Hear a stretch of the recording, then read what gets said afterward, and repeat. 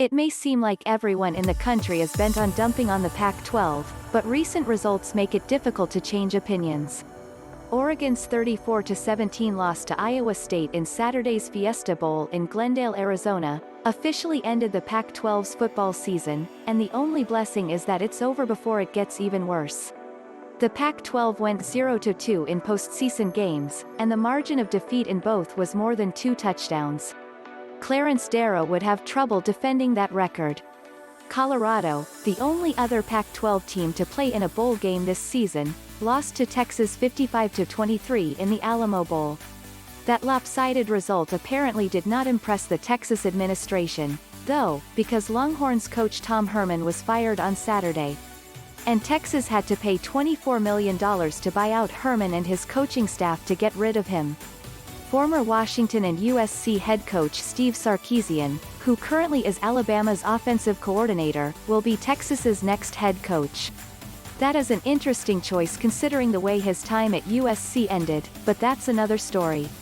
The Pac-12 could point to the poor postseason results of the ACC, which was 0-6 in bowls, but beyond that only Conference USA, which also was 0-6, went without a postseason win. The Big 12, which handed the Pac-12 both of its postseason losses, went 5-0 in bowls. The SEC is 6-2, with 3 SEC teams that finished with losing regular season records winning bowl games against ranked teams. And Alabama is favored to win another national crown. The Big Ten has a 3-1 bowl record, with Ohio State still alive for a national title.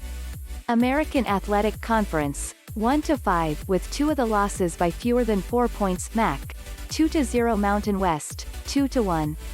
Sun Belt, 3-1. Of course, you can claim that the Pac-12's bowl foes were better than anything the Sun Belt or MAC went up against. You could also insist that the constant interruptions caused by the Pac-12's tighter restrictions during the pandemic made it difficult for Pac-12 teams to gain any offensive or defensive rhythm. Finally, you could argue that Colorado, which played only 5 regular season games, and Oregon, which played just 6 games, had a distinct disadvantage against Big 12 foes Iowa State, which had played 11 games, and Texas, which played 9 games. That last argument took a beating Friday night, though, when an Ohio State team that had played just 6 games sliced and diced powerhouse Clemson, which had played 11 games.